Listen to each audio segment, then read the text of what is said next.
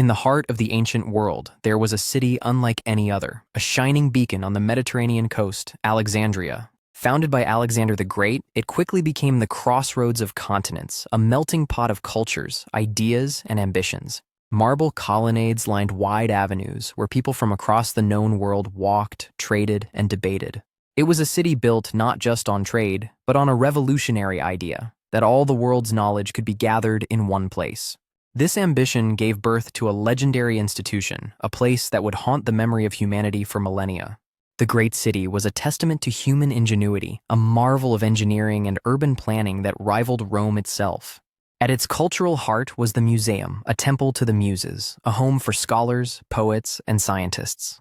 This was not just a city, it was the intellectual capital of the world, drawing the greatest minds of the age. But within this vibrant metropolis lay a treasure more valuable than any gold or spice that passed through its port.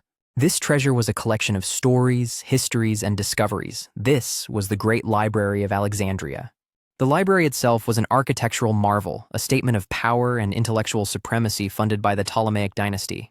It was more than a building. It was a campus, with lecture halls, meeting rooms, gardens, and observatories. Day and night, scholars and students would pass through its doors, their minds hungry for the knowledge held within. Every ship that docked in Alexandria's port was searched, not for contraband, but for books to copy. The original texts were kept for the library's collection, while meticulously made copies were returned to their owners. This aggressive acquisition policy was the engine of its growth, a relentless quest to possess every word ever written. The institution was a symbol of Ptolemaic Egypt's wealth and its commitment to Hellenistic culture and learning. Its reputation was so immense that to be a scholar at Alexandria was the highest honor one could achieve. The very air around the building seemed to hum with intellectual energy, a palpable sense of discovery. But the grand exterior, a symbol of permanence, concealed a treasure that was tragically fragile and vulnerable. To step inside the great library was to step into the collective mind of the ancient world. It was breathtaking. Halls stretched further than the eye could see, lined with countless wooden racks, or bibliothecae. Each rack was filled to capacity with papyrus scrolls, the books of the ancient world, numbering in the hundreds of thousands. The air was thick with the dry, sweet smell of papyrus and the quiet rustle of turning pages. Scholars from Greece, Persia, Egypt, and beyond would sit at long tables, engrossed in their research. Here, they debated philosophy, translated texts, and pushed the boundaries of what was known about the universe. This was the birthplace of the scientific method, of literary criticism, and the system of cataloging knowledge. Imagine the complete works of Sophocles, Euripides, and Homer, not just the fragments we have today. The sheer scale is hard to comprehend. It was the ancient world's internet, a physical network of accumulated wisdom. For centuries, this was the brightest flame of human intellect, a repository of dreams, discoveries, and histories. The scrolls contained more than just poetry and philosophy. They held the keys to understanding the physical world. Eratosthenes, a librarian here, calculated the circumference of the Earth with astonishing accuracy, using simple geometry and observation. Aristarchus of Samos proposed a heliocentric model of the solar system nearly 1,800 years before Copernicus.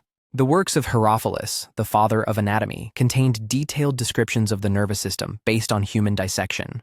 There were comprehensive histories of civilizations we now know only from archaeology, like the 30-volume history of Egypt by Manetho. Imagine the lost plays of Aeschylus and Sophocles, the forgotten poems of Sappho. Entire genres of literature vanished forever. There were blueprints for machines created by Hero of Alexandria, including a primitive steam engine, centuries ahead of its time. The library contained star charts of unparalleled detail, cataloging constellations and celestial movements with incredible precision for the era. Each lost scroll was not just a document, but a universe of thought, a perspective on the world we can never reclaim. The destruction of this knowledge was not a single event, but a slow, creeping tragedy that unfolded over centuries. The golden age of Alexandria could not last forever. The world outside its walls was changing, growing more turbulent. The Ptolemaic dynasty, the library's patron, weakened. Internal power struggles and civil unrest became common in the city. As Egyptian power waned, the shadow of a new superpower stretched across the Mediterranean: Rome. Funding for the library and its scholars began to dwindle as priorities shifted from knowledge to political survival. Foreign scholars were expelled during periods of political paranoia, draining the institution of its lifeblood. The city became a pawn in Rome's civil conflicts, a strategic prize rather than a center of learning. The arrival of Julius Caesar in 48 BCE marked a pivotal and devastating moment in the library's long history. His involvement in the local dynastic dispute brought the chaos of the outside world directly to the library's doorstep. The sanctuary of knowledge was no longer immune to the political storms raging around it. It had become vulnerable. An accident, a consequence of a desperate military maneuver, would soon inflict the first great wound upon this repository of wisdom. In his bid to win the Alexandrian civil turmoil, Caesar ordered the ships in the harbor to be set ablaze. The flames, fanned by the sea breeze, grew into an uncontrollable inferno that quickly spread to the city itself. Warehouses near the port, some of which may have stored overflow scrolls from the library, were engulfed. Accounts differ, but many claim that a significant portion of the collection, possibly 40,000 to 400,000 scrolls, was lost. Inside the main library building, scholars and staff would have watched in horror as the sky turned orange. We can imagine the desperate scramble to save what they could, a frantic race against the encroaching disaster. Whether the main library building itself burned is debated, but the loss of its satellite collections was a devastating blow. The morning after would have revealed a cityscape scarred by the event, with smoke still rising from the ruins. This was not the end, but it was the beginning of the end. A wound from which the library would never fully recover. Centuries of accumulated knowledge turned to smoke and ash in a single night of political expediency and unfortunate circumstance. After the fire of 48 BCE, the library endured, but it was a shadow of its former self. A long, slow decline began. Imperial budgets, once generous, were redirected. The grand project of collecting all knowledge was no longer a priority. The great halls grew quieter. Dust settled on shelves that were once meticulously maintained. The energy was gone. Papyrus is a fragile medium. Without constant copying and care, the scrolls began to decay, turning brittle and crumbling to dust. The intellectual climate of the Roman Empire was also changing. A new focus on practicality replaced the Greek love for theoretical inquiry. Fewer scholars made the pilgrimage to Alexandria. The city was losing its status as the undisputed center of thought. Pieces of the collection were likely moved, sold, or simply lost through mismanagement over the long years of neglect. The slow decay was perhaps more tragic than a single fiery event. It was a death by 1,000 cuts, by indifference. The great institution was hollowing out from the inside, its priceless contents slowly turning back into the elements from which they came. The weakened library was now unprepared for the final blows that were to come in a new era of religious and social upheaval. The rise of Christianity brought new ideological conflicts to the Roman Empire. Pagan temples and institutions were viewed with suspicion. In 391 AD, Emperor Theodosius I issued decrees that outlawed pagan rituals, effectively authorizing the destruction of temples. The Serapeum, a daughter library of the main institution and a magnificent pagan temple, was targeted by a zealous mob. While its destruction is certain, it's unclear how many scrolls it still held. It was, however, a symbolic end to pagan intellectualism. By this point, the original Great Library of the museum had likely long since vanished or been reduced to a minor collection. The final, though likely apocryphal story involves the Arab conquest of Egypt in the 7th century. Legend claims the commanding general, when asked what to do with the books, stated if they contradicted the Quran, they were heretical.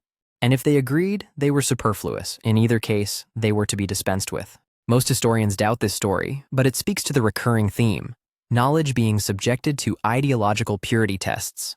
By fire, neglect, or decree, the dream of a universal library was over. The great flame of Alexandria was finally extinguished. What was lost was not just a collection of books, it was 1,000 years of scientific progress, forgotten. The silence in these ruins is deafening. It is the silence of lost voices, unanswered questions, and untold stories. Imagine the Dark Ages not being so dark. Imagine the Renaissance beginning centuries earlier, building on a stronger foundation. How many philosophical debates do we have to relitigate? How many scientific discoveries did we have to make twice? The loss set humanity back. It created a chasm in our history, a vast, empty space in our collective memory. We are left with fragments, whispers, and references in other texts to books that no longer exist. It is a ghost limb of history. We can feel its absence even if we can never know its exact shape. The tragedy serves as a powerful, permanent warning about the fragility of knowledge and the dangers of dogma and indifference. Every book burned, every library neglected, is a small echo of this great catastrophe, a lesson we are slow to learn. But the dream of Alexandria, the desire to gather all knowledge and make it accessible, did not die forever. The spirit of Alexandria survived its physical destruction. The idea was too powerful to be extinguished completely. It lives on in every library, big or small, that seeks to preserve and share human thought. It lives in the tireless work of archivists and historians who piece together our past from the fragments that remain. And today, it has been reborn in a form the ancients could never have imagined, the digital realm. The internet, in its ideal form, is the modern Library of Alexandria, a universal repository of knowledge for all. Projects to digitize every book ever written are a direct continuation of the Ptolemies' grand ambition. But it comes with the same vulnerabilities: fragility, the need for preservation, and the threat of deletion or censorship. The loss of the library teaches us that knowledge is precious and its preservation is an active, unending struggle. We must not take our access to information for granted, for its history is written in ash and memory. The dream of Alexandria is now in our hands. It is our collective duty to keep it safe,